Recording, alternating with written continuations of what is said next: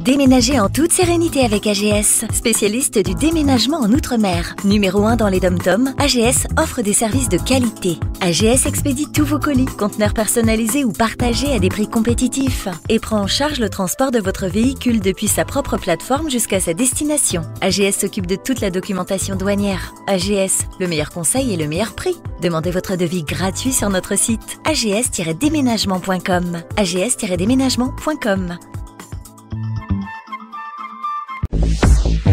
Hexagone, actualité.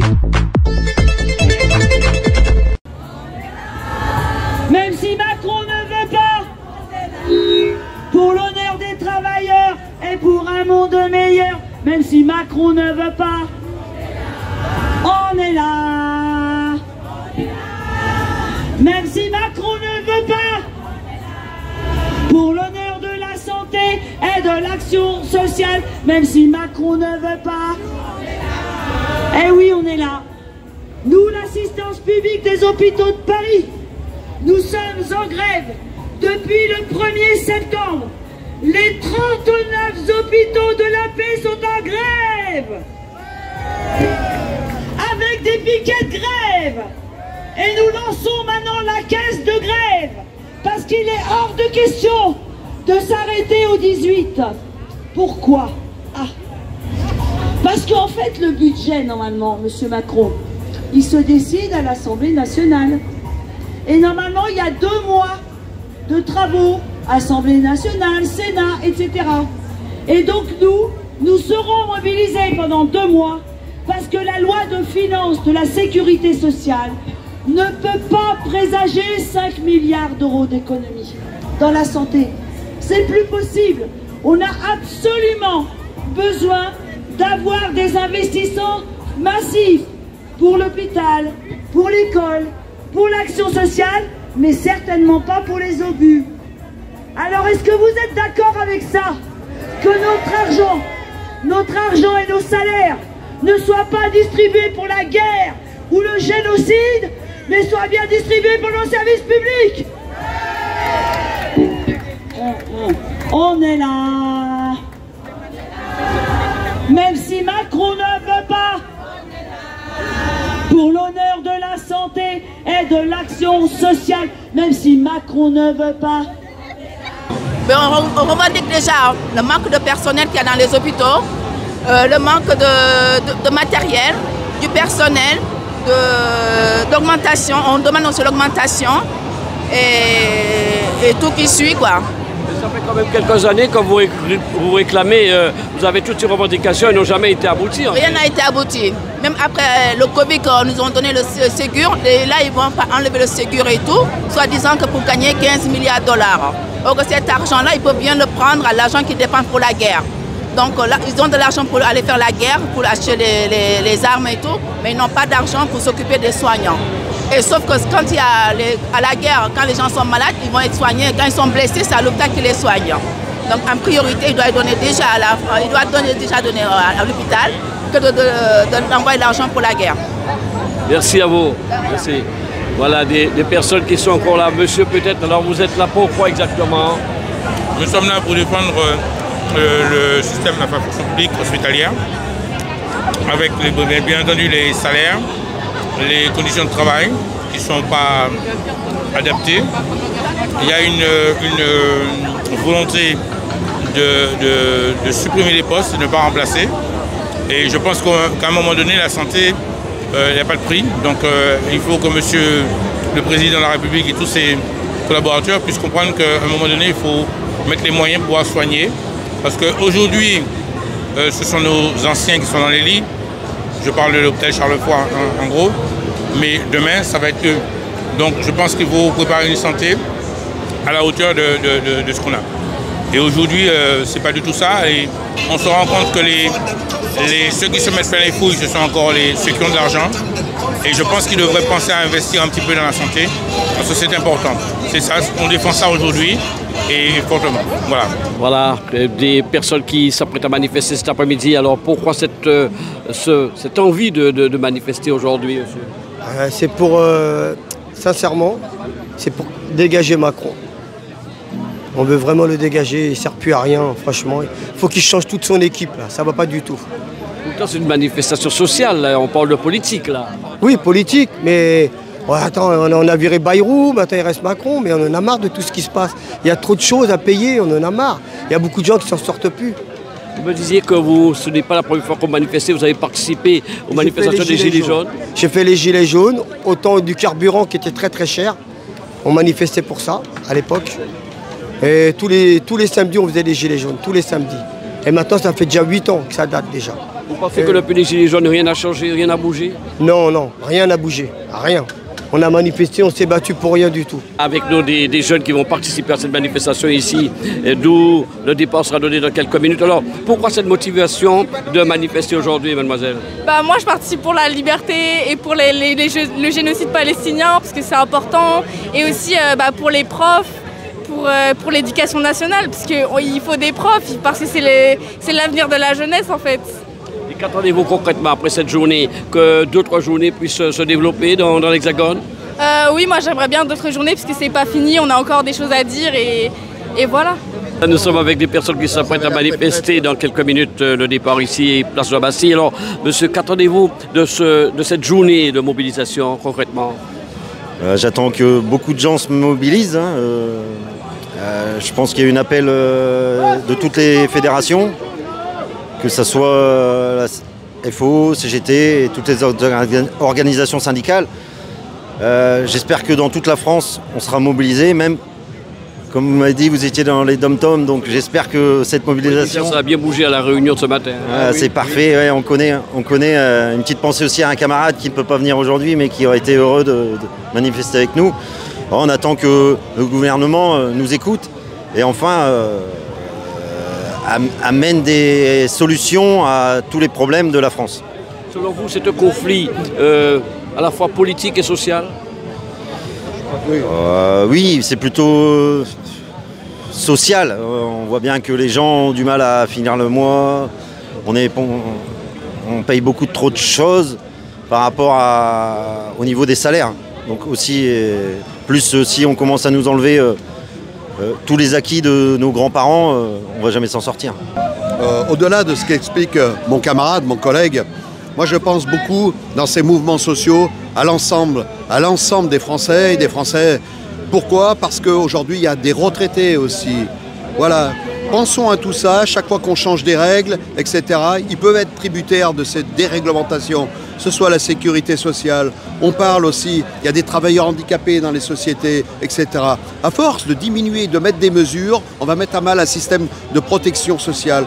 Nous, défenseurs, moi je suis organisation syndicale, je représente mon organisation syndicale en tant que délégué syndical, j'ai aussi un regard sur la jeunesse. C'est important dans l'entreprise et aujourd'hui sur les gros mouvements nationaux parce que c'est là où collectivement, excusez-moi, collectivement, l'ensemble des personnes qui viennent, qu'ils soient salariés ou non, apportent quelque chose. Alors, on se dit apolitique parce qu'on n'est pas là pour traiter des problèmes politiques en organisation syndicale, enfin pour Force ouvrière, mais dans l'ensemble de soutenir les mouvements sociaux qui sont à l'appel de toutes les organisations syndicales, je suis présent, on est présent, mon syndicat est présent. Je dépends du transport. On a des collègues qui sont de la Réunion aussi, qui sont au transport. Et félicitations à eux, parce que je sais qu'ils sont très mobilisateurs et très investis dans la tâche. Bien, je suis content. Je dis vive Force ouvrière. Bah voilà, on est là pour la même raison que vous. Mobilisation. Voilà. C'est tout, c'est un tout. C'est le budget, les finances, les hôpitaux, c'est tout. C'est la vie chère, c'est... Voilà, c'est un tout. C'est un tout. Et je pense que... Aujourd'hui, on va être très, très, très nombreux. Parce que les gens, ils en ont vraiment assez, quoi. Je veux dire, et comme Macron, il devrait se dire que chaque être humain a un seuil de tolérance. Je pense que là, il l'a largement dépassé, quoi. Et c'est pas en nommant ses copains et ses copains et ses copains que... Bah oui, ils partagent le même... et puis, ils font comme ils veulent, donc... Voilà, c'est ça. C'est pour ça qu'il met ses petits copains comme ça, il va les virer, parce que lui, il n'a pas de copains, le Kéké Rose. Il va les virer après, il va les faire virer. Vous pensez que le conflit, il est plus politique que social?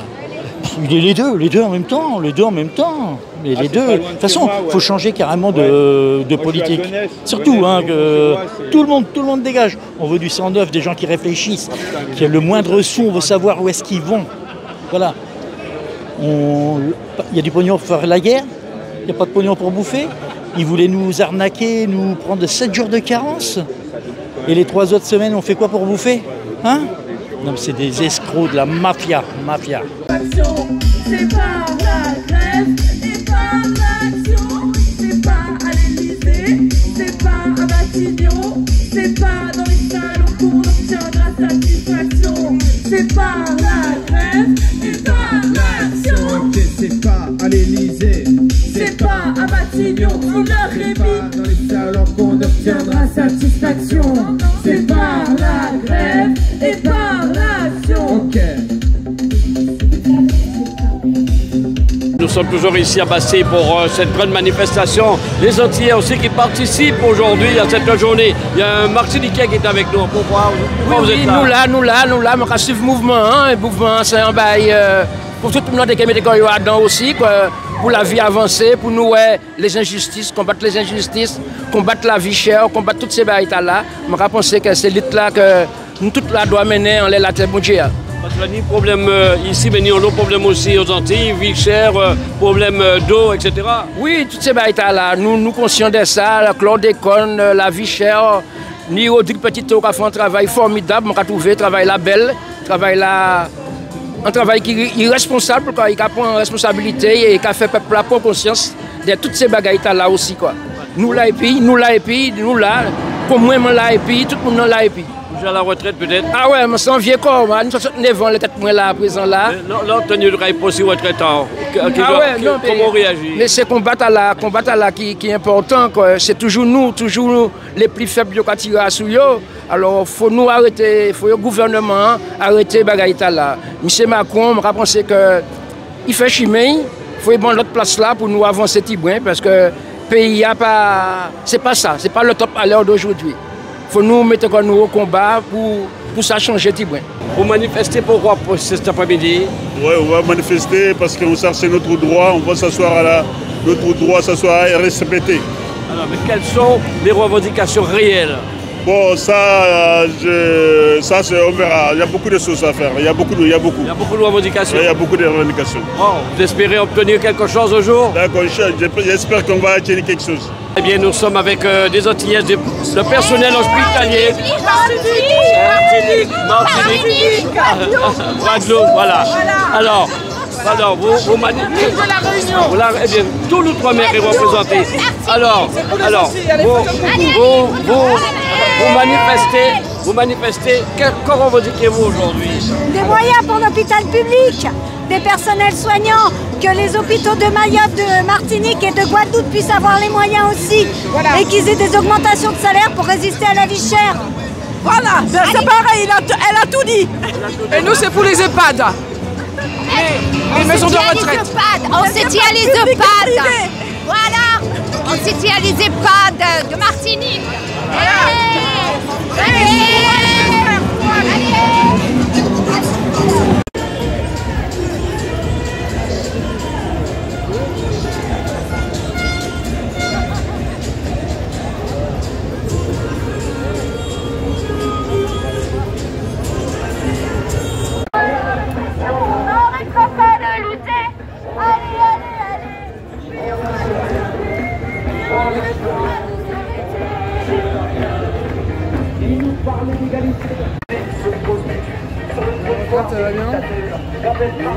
Ça va bien? Très très bien.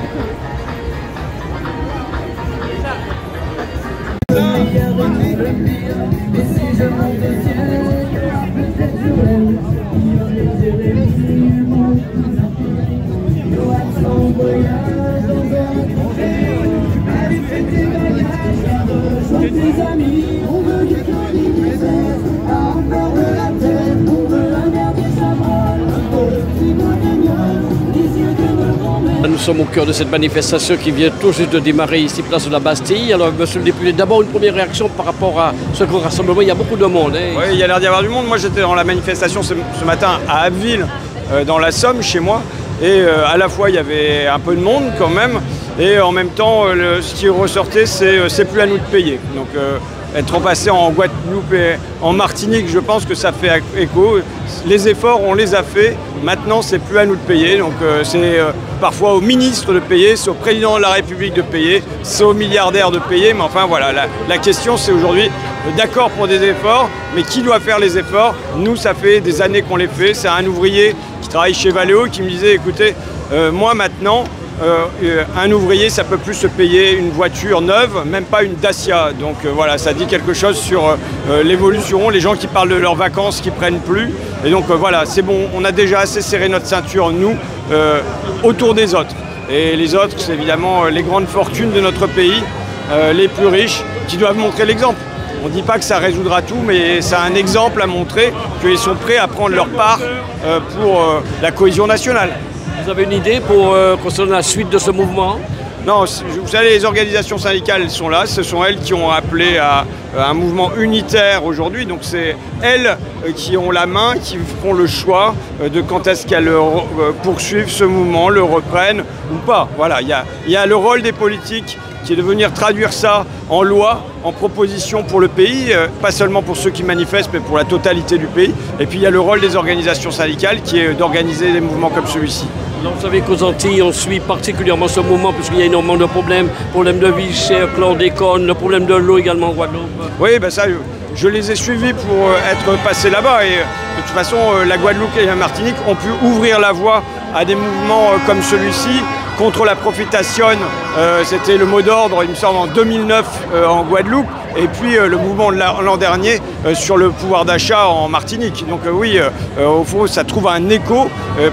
Peut-être davantage aujourd'hui sur le plan fiscal que seulement sur le plan des salaires, mais sur voilà, qui doit payer. Est-ce que c'est à nouveau 2 jours fériés pour les salariés? Est-ce que ce sont les malades de longue durée? Vous savez, j'ai reçu une lettre, moi, d'une dame dans le Rhône qui est aidante. Elle a un fils de 37 ans qui est handicapé, qui souffre d'autisme lourd. Et elle a vu par décision un courrier qui lui est arrivé dans sa boîte à lettres du département qui lui dit voilà, ça sera moins de 40% sur votre prestation compensatoire du handicap. Ça veut dire voilà, elle passe de 450 € à 250 € par mois, moins 200 € comme ça, avec zéro explication. Voilà qui on fait payer pour l'instant.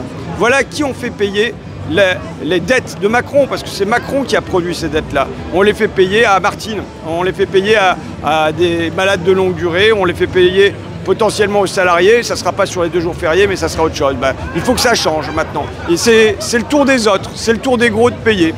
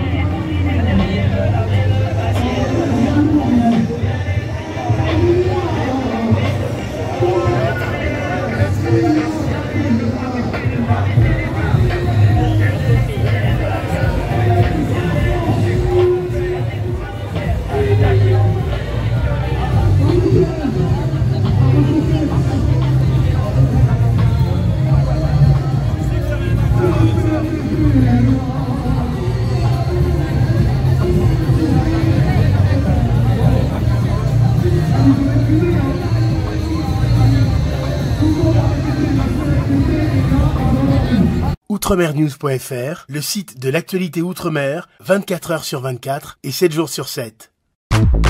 Retrouvez la chaîne Outremer News sur YouTube.